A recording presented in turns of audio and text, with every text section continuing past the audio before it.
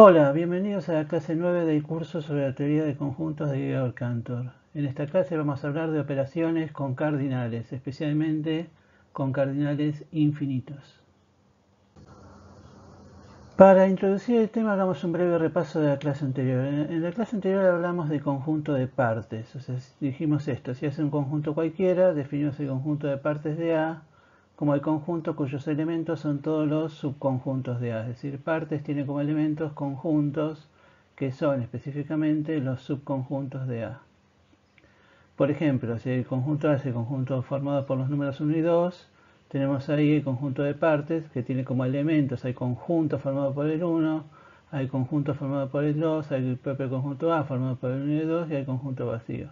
Esos cuatro son todos los subconjuntos del conjunto formado por los números 1 y 2.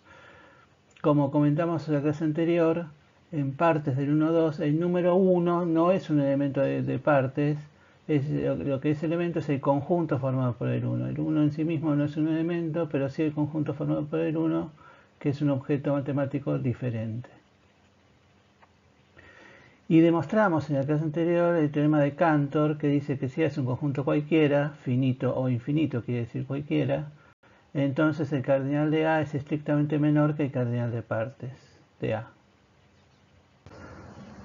Además es un hecho conocido que si A es finito y en concreto tiene n elementos, entonces partes de A tiene 2 a la n. O sea, repito, si A es un conjunto finito de n elementos, su cardinal es n, entonces partes de A, digo bien, tiene 2 a la n elementos, su cardinal es 2 a la n.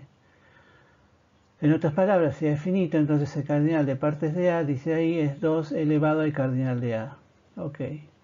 La pregunta es, ¿podríamos extender esto a conjuntos infinitos? ¿Podríamos decir para conjuntos infinitos que también el cardinal de partes de A es 2 elevado al cardinal de A? Ahora bien, para contestar eso, la pregunta es, ¿qué significa 2 a la cardinal de A? Si A es finito, si el cardinal de A es un número natural n, entonces 2 a la n sabemos lo que significa, es 2 por 2 por 2 por 2 n veces. Pero si el cardinal de A es infinito, digamos 2 a la alep 0, ¿qué significa 2 a la alep 0? 2 por 2 por 2 por 2 alep 0 veces. Uno podría decir, bueno, en realidad 2 a la cardinal de A no tiene ningún significado en especial, es simplemente una notación para poner el cardinal de partes de A. Pero también podríamos preguntarnos, ¿se puede dar un sentido a esa operación? ¿Podemos definir 2 elevado al cardinal de A para el cardinal de A infinito de una manera operacional? ¿Podríamos definir una operación entre cardinales, una potencia entre cardinales? Pero la respuesta es que sí, sí podemos hacerlo.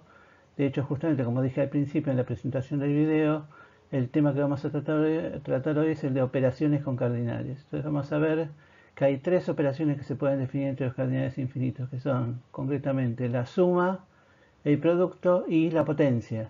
Y la potencia, que es la más interesante de las tres, será la que nos va a permitir efectivamente dar un sentido concreto a 2 a la cardinal de A.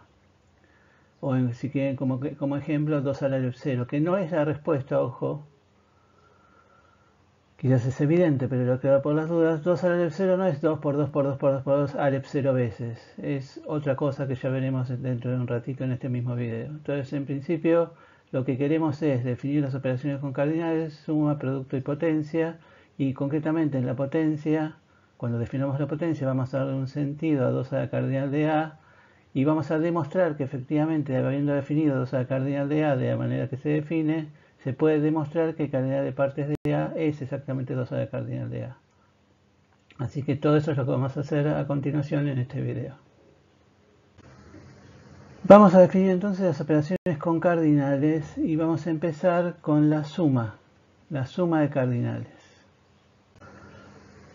Como ya hicimos previamente con otros conceptos, lo que vamos a hacer para definir la suma es primero pensar cómo procederíamos con conjuntos finitos, o sea, cómo se define la suma para conjuntos finitos, para cardinales finitos concretamente, y después vamos a extrapolar esa definición para conjuntos o cardinales infinitos. Entonces la primera pregunta es, ¿cómo se define 3 más 2? Por ejemplo, como ejemplo de suma con cardinales finitos. Pero cuando digo cómo se define 3 más 2, la pregunta en realidad concretamente es cómo lo definiríamos usando conjuntos cardinales y operaciones entre conjuntos. O sea, si tenemos, por ejemplo, un conjunto de cardinal 3, un conjunto de 3 elementos y un conjunto de 2 elementos, ahí los vamos a ver. un conjunto de 3 elementos y un conjunto de 2 elementos. ¿Cómo podemos obtener un conjunto de 5 elementos? ¿Qué sería la respuesta de 3 más 2? Bueno, obviamente, si tengo un conjunto de 3 elementos y un conjunto de 2 elementos, la unión de los dos es un conjunto de 5 elementos. O sea, la operación conjuntista que nos va a permitir definir la suma de cardinales es la unión de conjuntos. Pero cuidado, hay algo que omití recién cuando dije que si tengo un conjunto de 3 elementos y un conjunto de 2 elementos y la unión me da un conjunto de 5 elementos, lo que omití decir es que esos conjuntos tienen que ser disjuntos. Para que esto funcione, el conjunto A y el conjunto B tienen que ser disjuntos, efectivamente. Digamos que A tiene ese mismo A de recién, 3 elementos. B tiene 2 elementos, pero hay un elemento en común. El elemento B minúscula está en común en A y B. O sea, los conjuntos no son disjuntos. Disjuntos es que no tienen elementos en común. Entonces, como no son disjuntos, cuando yo hago la unión, el elemento en común no se repite. Los elementos que hay en común no se escriben dos veces. En este caso, A unión B tiene no 5, sino 4 elementos porque el elemento B minúscula no se repite al hacer la unión. Entonces, en resumen, la idea general sería, si tengo un conjunto A y un conjunto B, el A tiene un cardinal alfa y B tiene un cardinal beta, y A y B son disjuntos, no tienen elementos en común, entonces la unión de esos dos conjuntos tiene como cardinal la suma de alfa más beta. Eso que acabo de decir es la definición de la suma de cardinales, que se aplica tanto a cardinales finitos como infinitos. Entonces, ¿cómo se define la suma de alfa más beta? Alfa y beta acá representan cardinales que pueden ser finitos o infinitos. Entonces, el caso infinito es el más interesante, obviamente. Entonces la definición es así. ¿Cómo se define? Repito, alfa más beta. Elegimos un conjunto A de cardinal alfa, un conjunto B de cardinal beta, de modo que sean disjuntos, como decíamos recién. En ese caso, bajo esas condiciones, la suma de alfa más beta se define como el cardinal de la unión. O sea, si A tiene cardinal alfa, B tiene cardinal beta y son disjuntos, A unión B tiene por definición cardinal alfa más beta. Aquí en realidad hay un tema que es importante, que es lo que se llama la buena definición de la operación. Es decir, acá estamos elegimos un conjunto A de cardinal alfa y elegimos un conjunto B de cardinal beta, pero hay muchísimos conjuntos que podemos elegir, de hecho infinitos en cada caso. Entonces, ¿qué pasa si en lugar de conjunto A elegimos un conjunto A', también de cardinal alfa, y en lugar de B un conjunto B', también de cardinal beta, de modo que sean disjuntos? En ese caso, el resultado, digamos así, de la operación tiene que ser siempre el mismo, independientemente de qué conjunto A elijamos y de qué conjunto B elijamos, siempre que se cumplan las condiciones que están dichas ahí, la unión siempre tiene que dar el mismo cardinal, la suma tiene que dar siempre el mismo resultado. Eso, insisto, es lo que se llama la buena definición. Es decir, si en lugar de un conjunto A elegimos un conjunto A', también de cardinal alfa, y en lugar de B elegimos un conjunto B', de cardinal también beta, el cardinal, y son disjuntos A' y B', el cardinal de A' unión B' tiene que ser igual al de la unión B. O sea, siempre la suma de alfa más beta tiene que ser siempre la misma, independientemente de qué conjuntos elijamos. Y eso efectivamente es así. Se puede demostrar, si ustedes están interesados en hacerlo, siéntanse libres de hacerlo, es muy interesante el ejercicio. De demostrar, digo, lo que está dicho abajo como buena definición, que si en lugar de A elegimos A', en lugar de B elegimos B', todo disjunto, entonces A' unión B' es coordinable con la unión B. El resultado que obtenemos como suma de cardinales es exactamente siempre el mismo. Eso es importante. De hecho, si esto no se cumple, la operación no se puede definir, está mal definida. Veamos ahora algunos ejemplos de sumas dos ejemplos concretamente de sumas de cardinales. Empecemos diciendo que Alep0 más Alep0 es Alep0. Alep0, recordemos, es el cardinal de los números naturales, por ejemplo, y de todos los que sean coordinables con él. Entonces, para demostrar esto, para demostrar que Alep0 más Alep0 es Alep0, lo que hay que hacer es encontrar dos conjuntos A y B de cardinal Alep0 que sean disjuntos y cuya unión se pueda demostrar también que tiene cardinal Alep0. De hecho, en el fondo, un poco ya dijimos esto en una propiedad en una clase anterior, cuando dijimos que la unión de dos conjuntos numerables es numerable. Eso es lo que estamos diciendo esencialmente. La unión de dos conjuntos numerables disjuntos es también un conjunto numerable. Eso es lo que está diciendo esa operación. Y como conjuntos concretamente podríamos tomar, como dice ahí, podríamos tomar como A el conjunto de los números naturales pares, por ejemplo, como B el conjunto de los números naturales impares, la unión es todos los naturales y los tres conjuntos, tanto A como B como C, tanto A como B como N, tienen cardinal Alep 0 y A y B son disjuntos. O sea, efectivamente, ese ejemplo demuestra que Alep 0 más Alep 0 es igual a Alep 0. Y la buena definición me garantiza que no necesito, con un ejemplo alcanzo. O sea, la buena definición me dice, si en lugar de los naturales pares y los impares yo tomar otro par de conjuntos numerables de cardinal Alep 0 disjuntos, la unión siempre va a dar como resultado un conjunto de cardinal Alep 0. Es decir, la buena definición me garantiza que con un ejemplo que tome eso alcanza para justificar, para demostrar que Alep 0 más Alep 0 es efectivamente Alep 0. En el segundo ejemplo decimos que C más Alep 0 es C. C, recordemos, es el cardinal de los números reales, que como no, la hipótesis de continuo es indecidible, no sabemos cuál es exactamente el cardinal de los reales, y lo llamamos mientras tanto, mientras no lo sepamos, o sea, mientras no sepamos que Alef es el conjunto que corresponde al conjunto de los reales, su cardinal lo llamamos C. Entonces C más Alef 0 es C. Y como conjuntos tomamos, como necesitamos un conjunto de cardinales C, un conjunto de cardinal Alep 0 que sean disjuntos, y verificar que la unión tiene también cardinal C. En este caso tomamos como conjunto de cardinal C los irracionales, que demostramos en su momento que es coordinable con los reales y por lo tanto tiene cardinal C. Tomamos como conjunto de cardinal Alep 0 el conjunto de los racionales, que obviamente son disjuntos ambos, y la unión son todos los reales que tienen cardinal C efectivamente. Así que este ejemplo nos muestra concretamente que C más Alep 0 es efectivamente C. Hagamos acá una pequeña reflexión. ¿Por qué no se define la resta de cardinales? Hemos dicho que se define, las operaciones que uno define son la suma, que la definimos recién, el producto y la potencia de cardinales. ¿Por qué no la resta? Como alfa menos beta, donde obviamente alfa tiene que ser como condición mayor o igual que beta, porque no existen cardinales negativos. Entonces, ¿por qué no se define alfa menos beta, aun cuando alfa sea mayor o igual que beta? Podríamos poner eso como condición, pero aún así la operación no se puede definir. ¿Por qué no? Eso es lo que quiero comentar. ¿Cuál sería la definición natural de resta de cardinales? Siempre pensando en que uno partiría de lo que está pensando, de lo que uno hace cuando trabaja con conjuntos finitos y lo extrapola a infinitos. Entonces una manera de definir la resta de alfa menos beta con alfa mayor o igual que beta sería así. La manera natural de definir la operación sería, elegimos un conjunto A de cardinal alfa, elegimos un conjunto B incluido en A de cardinal beta, incluido en A, eso me garantiza que beta es menor o igual que alfa justamente, y podríamos definir la del resta alfa menos beta como el cardinal de la diferencia de conjuntos, de A menos B. O sea, tengo un conjunto A de cardinal alfa, un subconjunto de cardinal beta, y defino alfa menos beta como el cardinal de la diferencia, es sacarle A a los elementos de B. Pero como dice ahí, esa definición no es válida, no funciona para cardinales finitos, sí es válida. Para cardinales finitos, de hecho, es la manera o una manera de interpretar la resta de números naturales, efectivamente. Insisto, para conjuntos finitos, para alfa y beta de números naturales, ya lo que acabo de definir funciona. Pero esta definición no es válida para cardinales infinitos porque no satisface justamente la buena definición.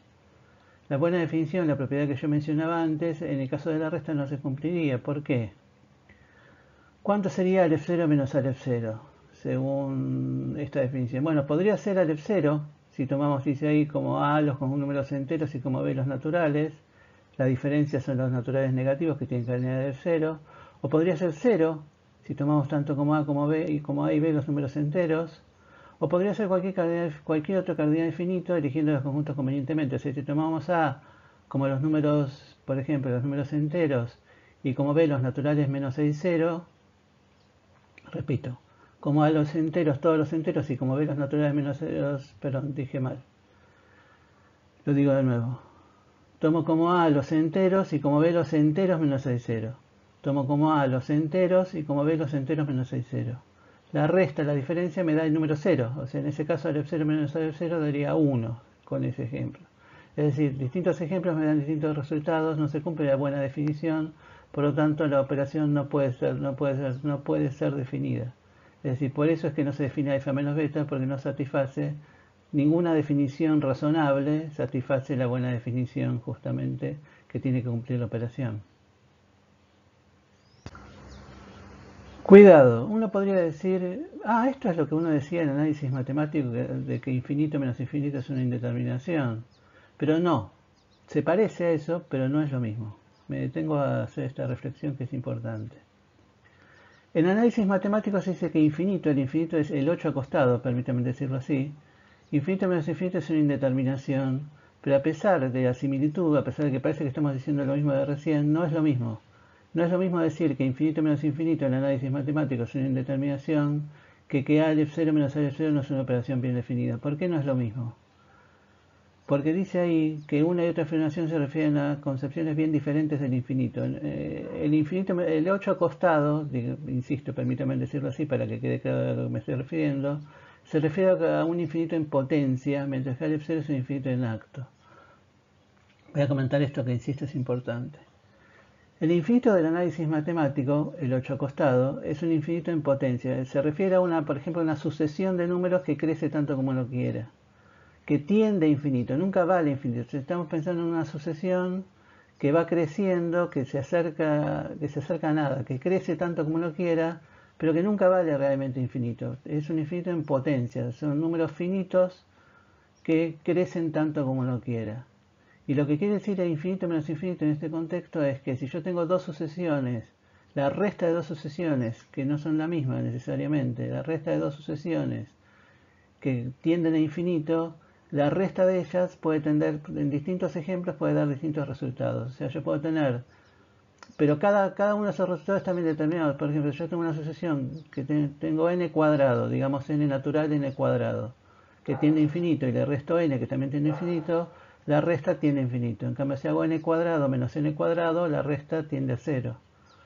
Tiene que ver con la velocidad de crecimiento de alguna manera. Si yo resto dos sucesiones que tienen a infinito, depende qué tan rápido crezca una en relación a la otra, digo bien, qué tan rápido crezca una en relación a la otra, la diferencia puede tender a un número, puede tender a cero, a un número positivo, quise decir, a cero, a infinito o a menos infinito, dependiendo de los ejemplos. Cada ejemplo da un resultado concreto, cada par de sucesiones da un resultado concreto. Lo que me dice indeterminación es que ese resultado concreto puede ser diferente según los distintos ejemplos. En cambio, Aleph 0 menos Aleph 0 no tiende a nada. Aleph 0 es un cardinal infinito, ya es un infinito de hecho, es un infinito en acto.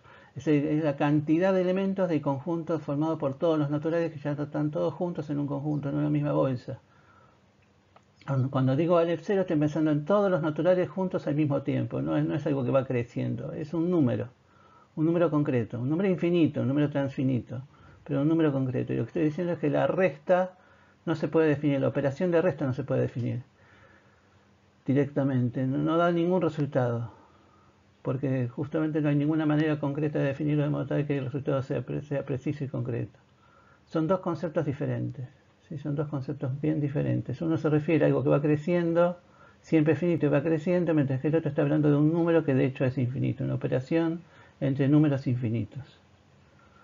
Vamos a ver esta idea en breve con otros ejemplos. Vamos ahora a la segunda operación, que es el producto de cardinales.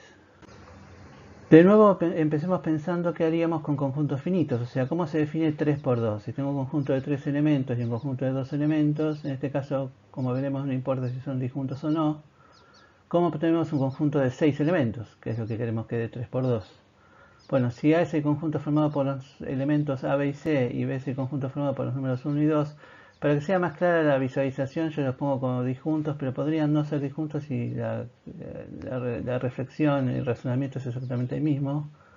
El producto cartesiano de esos dos conjuntos tiene 6 elementos. El producto cartesiano, recordemos, de A por B, es el conjunto, como estamos viendo ahí, de todos los pares ordenados, donde la primera componente del par ordenado es un elemento de A, y la segunda componente es un elemento de B. En este caso, A por B efectivamente tiene 6 elementos, independientemente de que sean disjuntos o no. El resultado, en cuanto al cardinal, el resultado es independiente de que sean disjuntos o no. Entonces, ¿cómo se define alfa por beta? Donde ahora alfa y beta son cardinales cualesquiera, finitos o infinitos.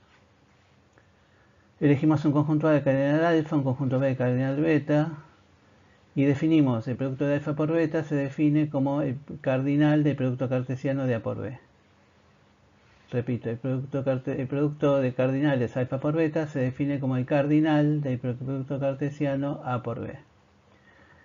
Y se cumple la buena definición. O sea, si en lugar de A elegimos un conjunto A' de cardinal alfa y en lugar de B un conjunto B' de cardinal beta, A' por B' es coordinable con A por B. O sea, en ambos casos obtenemos el mismo cardinal como tiene que ser. Esto se puede demostrar, como dije antes, es un ejercicio interesante para quien quiera hacerlo.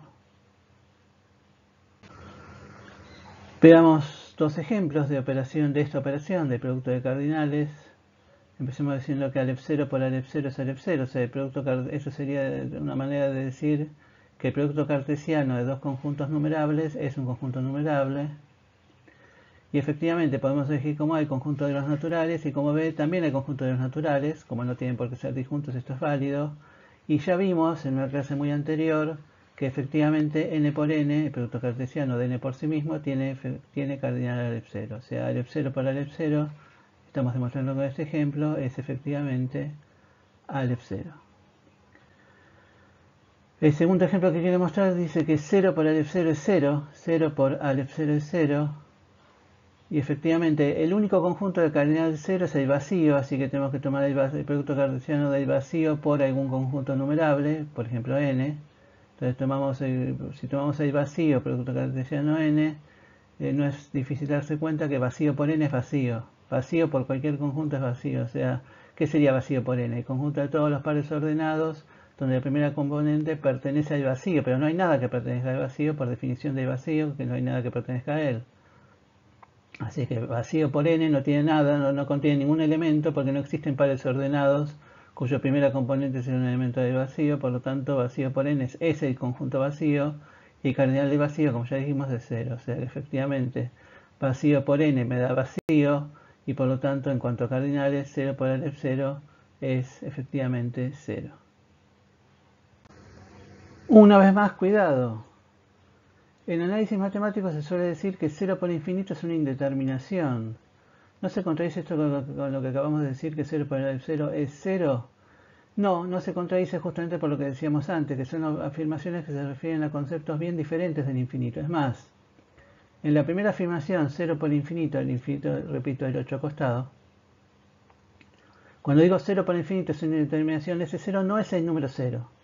0, ese 0 que está ahí en la primera renglón, no es el número 0. Ese 0 representa por eso se pone entre comillas, porque no es 0 por infinito en cuanto a una operación. Ni el 0 es el 0, ni infinito es infinito. 0 representa a una sucesión que tiende a 0, e infinito representa una sucesión que nunca va al infinito, pero que crece tanto como uno quiera. O sea, 0 por infinito se refiere a el producto de una sucesión que tiende a 0 multiplicada por una sucesión que tiende a infinito. Y lo que me está diciendo que es una indeterminación es, dependiendo que tan rápidamente crezcan o decrezcan esas dos sucesiones, el producto puede dar diferentes resultados en diferentes ejemplos. Pero insisto, el 0 ese que está en el primer renglón no es el número 0, es una manera de referirse a una sucesión que tiende a 0, mientras que el infinito, en ese mismo renglón, es una manera de referirse a una sucesión que crece tanto como uno quiera. En cambio, en el segundo renglón, 0 por Alep0 igual a 0, ese 0 es el número 0. Ahí no hay algo que tiende a. Es el número 0 multiplicado por el número transfinito, el cardinal transfinito, Alep0. Es una operación concreta entre dos números infinitos. Bueno, entre uno finito y uno infinito en realidad. Es una operación concreta entre dos números. De hecho, Cantor los llamaba números. Al 0 era un número finito, el Alep0 es un número, eso lo vamos a ver en una clase muy posterior, 0 es un número finito, Alep0 es un número transfinito de tipo 1, lo llamaba Cantor. Pero bueno, para Cantor y para la teoría de conjuntos, 0 y Alep0 son números concretos, no es algo que tiende a. Mientras que en el primer renglón sí, el 0, como ya dije, no es el número 0, sino representa una sucesión que tiende a 0. Entonces, 0 por infinito del primer renglón y 0 por el 0 del segundo renglón. Fíjense que en el segundo renglón no pongo comillas y en el primero sí, eso es correcto, porque el primero es una manera de decir, una manera de referirse a algo que no está diciendo ahí, sino que es una abreviatura que se refiere a otro concepto, mientras que 0 por el 0, el primer renglón, ¿no? 0 por infinito, como ya dije, es una abreviatura que se refiere a algo que tiende a 0 por algo que diverge a infinito, mientras que en el segundo renglón sí es una operación concreta y por eso no va entre comillas. se refieren a dos conceptos completamente diferentes y por eso decir una cosa y la otra no es ninguna contradicción. Se refieren a dos conceptos totalmente distintos. Por lo tanto, no es contradictorio que digamos que siendo que se refieren a conceptos diferentes, no es contradictorio que digan cosas diferentes. Y vamos ahora a la tercera y la más interesante de las tres operaciones, que es la potencia de cardinales. Como antes empezamos pensando en el caso de conjuntos finitos, entonces nos preguntamos ¿cómo se define 2 al cubo? Bueno, 2 al cubo uno diría es 2 por 2 por 2, 2 por 2 por 2. O sea, 2 por 2 por 2 multiplicado por sí mismo 3 veces. 2 a la cuarta sería 4 veces, etc. Sí, obviamente lo que estoy diciendo es correcto, pero no, esto no nos permite extrapolar, esta idea no nos permite extrapolar a conjuntos infinitos, porque entonces, ¿cuánto sería 2 a la alef 0? 2 por 2 por 2 por 2 por 2 a la alef 0 veces. ¿Cuánto sería 2 a la c? C por 2, 2 por 2 por 2 por 2 c veces. ¿Cuánto sería alef 0 a la alef 0? Alef 0 por alef 0 por alef 0 alef 0 veces. No es muy claro lo que significa todo eso, no funciona así. O sea, 2 al cubo es 2 por 2 por 2, obviamente, pero no podemos extrapolar esa idea a conjuntos infinitos. Tenemos que pensar la potencia de una manera diferente. Y lo vamos a hacer así. Digamos que tenemos un conjunto A de 3 elementos, un conjunto B de 2 elementos. No tienen por qué ser disjuntos. La única operación que exige conjuntos disjuntos es la suma. En este caso, como en el caso del producto, pueden o no ser disjuntos. Yo los pongo disjuntos para que sea más fácil visualizarlos.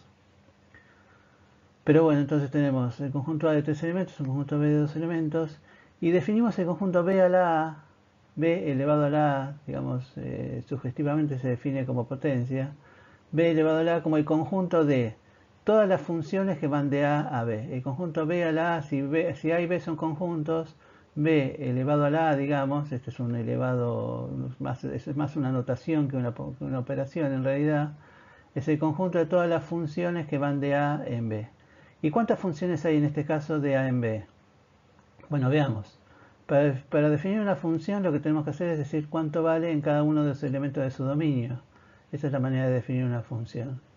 Entonces, cada función de A en B, justamente como decía recién, queda determinada por los valores que tiene en su dominio, o sea, queda caracterizada por la terna f de A, f de B y f de C, dice ahí, o sea, repito, dice, observemos que cada función f de A en B queda caracterizada por la terna f de A, f de B, f de C, que es como decir simplemente, es una manera sofisticada de decir, cada función queda caracterizada por los valores que toma en su dominio. O sea, cuando yo digo quién es f de A, digo quién es f de B, quién es f de C, estoy caracterizando la función. ¿Y cuántas ternas hay? F de A puede valer 1, 2, 1 o 2, f de B lo mismo, f de C lo mismo. O sea, tengo ternas donde cada una de sus componentes puede ser un 1 o un 2. O sea, hay dos posibilidades para cada terna, por lo tanto la cantidad total de ternas es 2 por 2 por 2, 2 al cubo. Hay 2 al cubo ternas y por lo tanto 2 al cubo funciones. Hay 2 al cubo funciones diferentes que van de ABC al conjunto formado por el 1 y el 2. Entonces, ¿cómo se define beta a la alfa? Como antes, elegimos un conjunto A de cardinal alfa, un conjunto B de cardinal beta, y la potencia beta a la alfa se define como el cardinal del conjunto B a la A, el conjunto de todas las funciones de A en B. O sea, beta a la alfa es el cardinal del conjunto de todas las funciones de A en B, donde A tiene cardinal alfa y B tiene cardinal beta. Como antes se puede demostrar, la buena definición que nos dice que si en lugar de A elegimos un conjunto A' de cardinal alfa ambos y en lugar de B un conjunto B' de cardinal beta ambos, obtenemos el mismo resultado. O sea, en ambos casos el cardinal del conjunto que se obtiene es el mismo. Esa es la buena definición, como ya hemos comentado en casos anteriores. Entonces, por lo tanto, beta al alfa es el cardinal si beta corresponde a un conjunto B y alfa a un conjunto A. Beta al alfa es el cardinal del conjunto de todas las funciones que se pueden definir de A en B. Veamos dos ejemplos. Primer ejemplo es el que comentamos al principio del video. El cardinal de partes de A es 2 a la cardinal de A. Ahora hemos definido ahora sí lo que es la potencia de cardinales, por lo tanto podemos efectivamente demostrar que el cardinal de partes de A es 2 elevado al cardinal de A, aun cuando hace un conjunto infinito. ¿Y cómo lo demostramos? Bueno, 2 a la cardinal de A, según la definición que tomábamos recién, es el cardinal, es el cardinal del conjunto de todas las funciones de A en un conjunto de dos elementos que vamos a elegir como conjunto de dos elementos formado por los números 0 y 1. Entonces, repito, 2 a la cardinal de A, según la definición, es el cardinal del conjunto 0, 1 a la A, o sea, el conjunto de todas las funciones que van del conjunto A un conjunto que tenga dos elementos que, como dije recién, vamos a elegir como conjunto en cuestión el conjunto formado por los números 0 y 1. Tenemos que probar que o sea, básicamente lo que tenemos que probar es que partes de A y ese conjunto de funciones tienen el mismo cardinal, o sea, tenemos que probar que hay una biyección entre partes de A y el 0, 1 a la A. Repito, quiero probar que partes de A tiene el mismo cardinal que su cardinal es 2 a la cardinal de A. Eso significa que partes de A tiene el mismo cardinal que el conjunto 0, 1 a la A. Y para probar que dos conjuntos tienen el mismo cardinal, lo que tenemos que probar es que hay una biyección entre ambos. Partes de A es el conjunto de todos los subconjuntos de A. 0, 1 a la A es el conjunto de todas las funciones de A en el 0, 1. Entonces a cada subconjunto de A le tenemos que asignar una función que tiene como imagen el 0 y el, que tiene como imágenes, digamos, posibles el 0 y el 1. ¿Y cómo hacemos esto? Esto en realidad ya lo hicimos en la clase anterior, cuando demostramos el teorema de Cantor, que partes de A tiene cardinal mayor que A. A cada subconjunto de A le asignamos una sucesión de ceros y unos. Le asignamos a cada subconjunto de A le asignábamos una función que a cada elemento le asignaba un 0 si el elemento no pertenecía al conjunto en cuestión y un 1 si sí. ¿Sí? Por ejemplo, habíamos dicho cuando trabajábamos con los naturales, a los números pares, al conjunto de los números pares le correspondía una sucesión que le asignaba 0 a cada número impar y 1 a cada número par. 0 a los que no pertenecen, 1 a los que sí. Bueno, eso es lo que hacemos acá más en abstracto, pero es esa misma idea. Lo que hacemos es esto. A cada elemento de partes de A, o sea, a cada subconjunto B incluido en A, le asignamos una función que vale, como dice ahí, 1 en los elementos que pertenecen a B y 0 en los elementos que no pertenecen. Esta función se llama función característica de B. Cada subconjunto de A tiene una función característica que está definida, como dije recién, valiendo 1 en los elementos que pertenecen a B y 0 en los que no. El vacío tiene como función característica la función que vale 0 en todos los elementos. El propio A tiene como función característica la que vale 1 en todos los elementos. Y así sucesivamente. Entonces, a cada elemento de partes de A le corresponde la función que vale 1 en los elementos de B en cuestión y 0 en los que no pertenecen a él. Bueno, no es difícil demostrar que eso establece una biyección efectivamente entre partes de A y el 0, 1 a la A, y por lo tanto partes de A y 0, 1 a la A tienen el mismo cardinal, es decir, el cardinal de partes de A es 2 a la cardinal de A. Esa sería la demostración. Una consecuencia del ejemplo que acabamos de ver es la siguiente. Vimos en clases anteriores que partes de n es coordinable con R. Partes de n, repito, es coordinable con R. Ahora partes de n, según acabamos de ver, tienen como cardinal 2 a la epsilon. El cardinal de partes de A es 2 a la cardinal de A. Por lo tanto, partes de n tiene, repito, cardinal 2 a la epsilon. Y R tiene cardinal C. Por lo tanto, 2 a la epsilon es C. Esa es una consecuencia de lo que acabamos de ver hace un momento. Y eso nos permite realizar el siguiente, entre comillas, cálculo entre cardinales. ¿Cuánto es C a la C?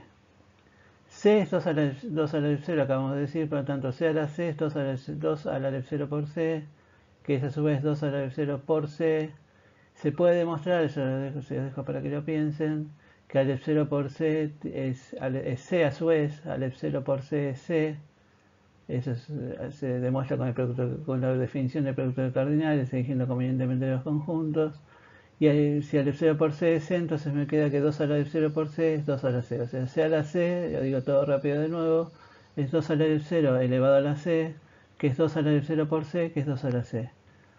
Por lo tanto, como consecuencia, existe una biyección entre R y R, o sea, el conjunto de todas las funciones de RR, cuyo cardinal por definición es C a la C, y partes de R cuyo cardinal es 2 a la C. O sea, lo que estamos mostrando ahí es que C a la C es igual a 2 a la C, por lo tanto el cardinal del conjunto de todas las funciones de R en R es el mismo que el cardinal de partes de R y por lo tanto existe una biyección entre ambos conjuntos. Ahora bien, en la segundo paso de esta cadena de igualdades que estamos mostrando arriba, estamos usando el hecho de que digamos así, en potencia de potencia se multiplican los cardinales. O se multiplican, sí, los cardinales, digo bien, o sea, 2 a la 0 a la c es 2 a la 0 por c. Eso es cierto para cardinales finitos, o para números reales en general, es una propiedad bien conocida de la potencia de cardinales finitos, o sea, de números naturales y también de números reales en realidad. Pero vale también para cardinales infinitos, vale para números transfinitos. Y bueno, eso necesita una demostración, no es evidente que esa propiedad sea válida. O sea, que valga para conjuntos finitos no se extrapola. O sea, las ideas, las definiciones se extrapolan, pero no todo vale. Por ejemplo, como dijimos recién, dijimos hace un rato, mejor dicho, la resta de cardinales se puede definir en conjuntos finitos, pero no en infinitos. O sea, no todo se extrapola automáticamente a infinitos. O sea, que la propiedad de esa sea válida para conjuntos finitos no es necesariamente, no implica necesariamente que también valga para conjuntos infinitos. Pero es cierto.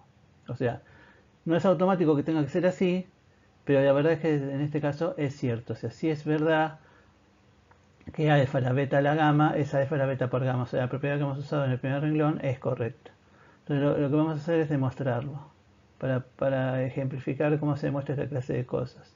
Entonces lo que tenemos que demostrar en realidad es que si tengo tres conjuntos A, B y C, A de cardinal alfa, B de cardinal beta y C de cardinal gamma, A a la B a la C, acá escúchenme los paréntesis, A a la B a la C es coordinable, hay una biyección con A a la B por C. Si uno demuestra eso, está probando, por definición, las definiciones correspondientes, que alfa a la beta a la gamma es alfa a la beta por gamma. Vamos a intentar hacer esta última demostración.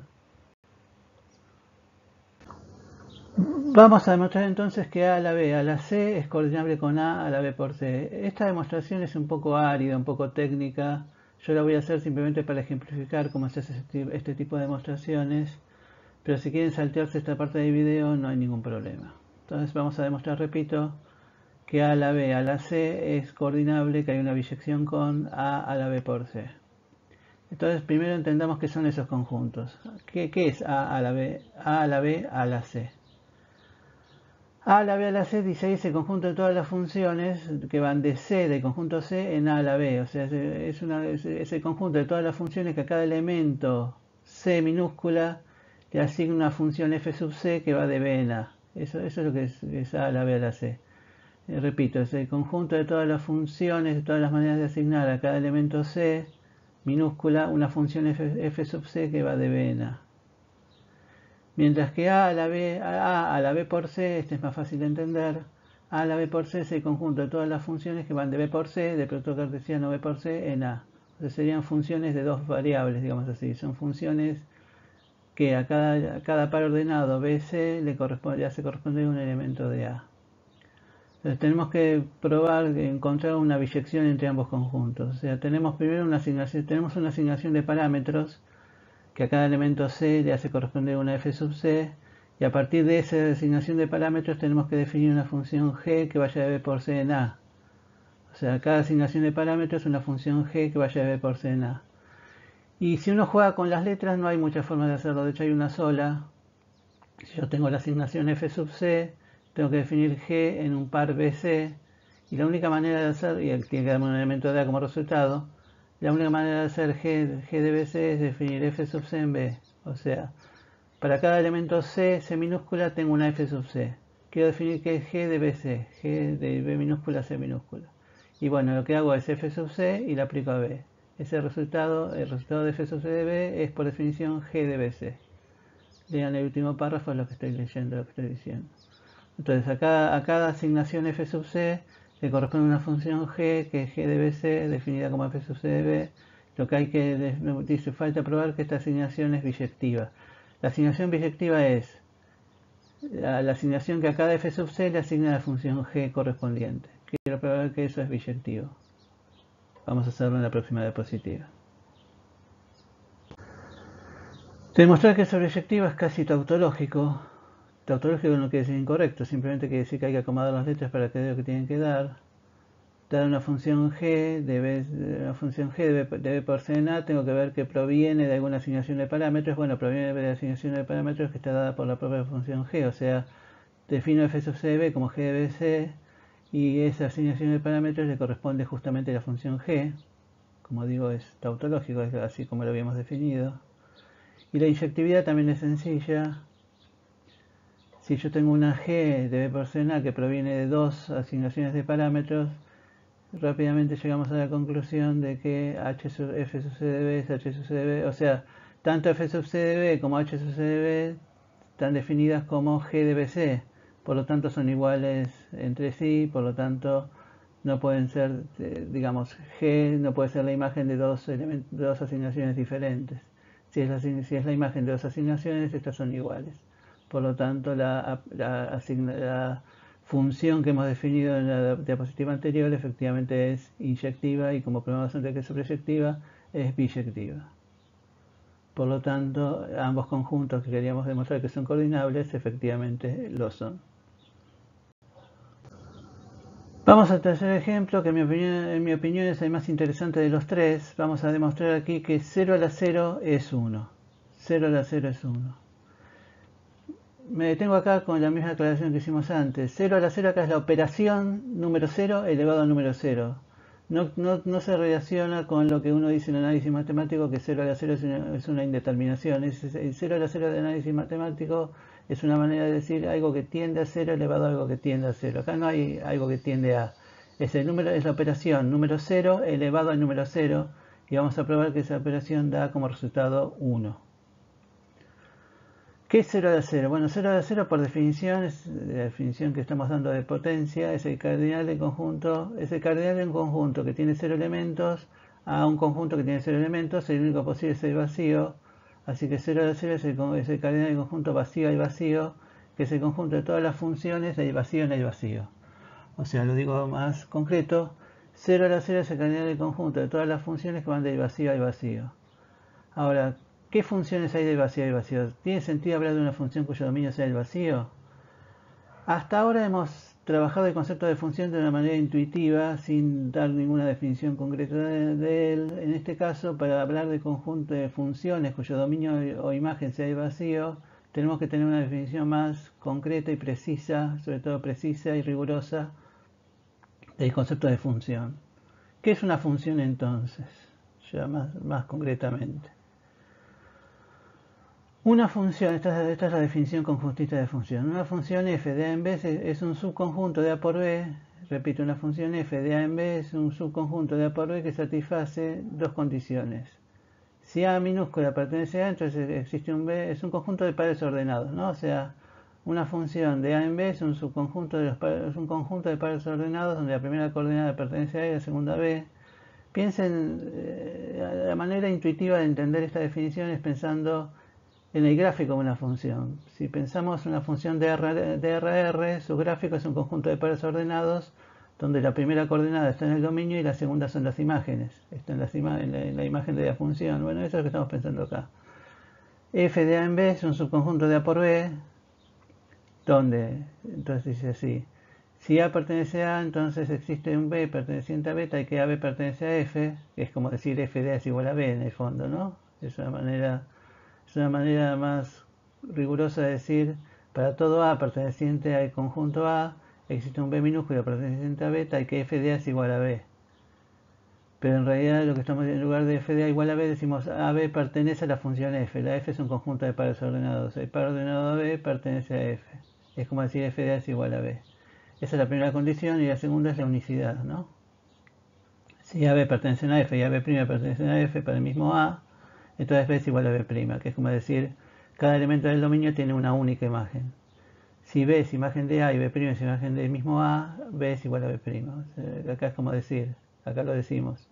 Si AB pertenece a F y a B' también pertenece a F, entonces B es igual a B'. Una función, en resumen, es un subconjunto de A por B que satisface esas dos condiciones. Entonces, en concreto, para el caso de que A y B sean el conjunto vacío, una función f de vacío en vacío es un subconjunto de vacío por vacío.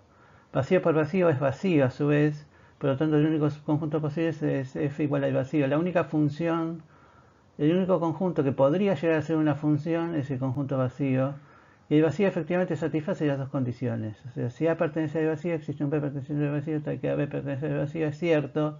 Porque es verdadero, digo concretamente, porque es una implicación donde el antecedente es falso. En lógica, cualquier implicación cuyo antecedente sea falso se considera es verdadera. En este caso, si A pertenece al vacío, entonces A pertenece al vacío es siempre falso porque el vacío no tiene elementos. Es una implicación cuyo antecedente siempre es falso, por lo tanto la implicación en sí es siempre verdadera. Por lo tanto la condición A se cumple por esa cuestión de la lógica. Si A pertenece al vacío, entonces existe B perteneciente al vacío, tal que para B pertenece al vacío, es verdadero porque el antecedente es falso.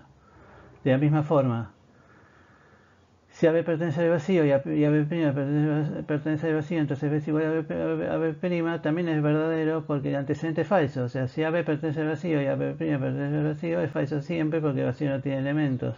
Por lo tanto, tanto A como B se cumplen, entonces el vacío, el conjunto F igual a vacío, es una función de vacío en vacío. Por lo tanto, vacío de vacío tiene un elemento que es el vacío. O sea, lo digo de nuevo, el conjunto vacío es una función. En este caso, cuando el dominio y el codominio son el conjunto vacío, el conjunto vacío, el conjunto vacío a su vez es una función bajo esas condiciones. O sea, vacío del vacío tiene un elemento que es el conjunto vacío. Si tiene un elemento, el cardinal de ese conjunto es 1. Por lo tanto, 0 a la 0 es 1. Lo vemos como queríamos demostrar.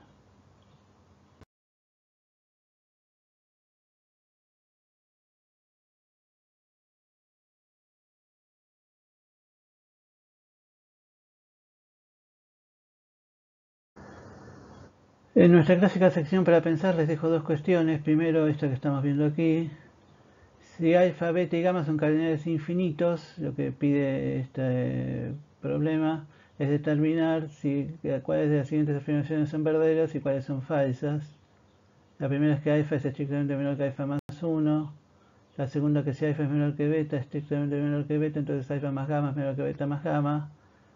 Y la tercera es que si alfa es menor que beta, entonces alfa más gamma es menor o igual que beta más gamma. Entonces queda para pensar y justificar cuáles de estas afirmaciones son verdaderas y cuáles son falsas. En la segunda parte de nuestro para pensar de hoy tenemos este texto que voy a resumir. Digamos que A tiene cardinal alfa. Entonces, A por A 3 veces tiene cardinal alfa por alfa por alfa. Mientras que el conjunto de todas las funciones del 1, 2, 3 en A tiene cardinal alfa al cubo. O sea, el producto de cardinales nos permite definir alfa por alfa por alfa, alfa por alfa por alfa 3 veces, mientras que la potencia de cardinales nos permite definir alfa al cubo. Ahora, si todo está bien, si todo es coherente, uno esperaría que alfa por alfa sea igual a alfa al cubo. O sea, aunque están definidos diferentes, deberían dar lo mismo. Alfa por alfa 3 veces debería dar alfa al cubo. Bueno, lo que pide este problema es demostrar que efectivamente es así. Que alfa por alfa que se define mediante el producto cartesiano es igual a alfa al cubo que se define mediante la potencia. Les queda para ustedes pensar este problema. Eso es todo por hoy, espero que el video les haya resultado interesante. Hasta la próxima.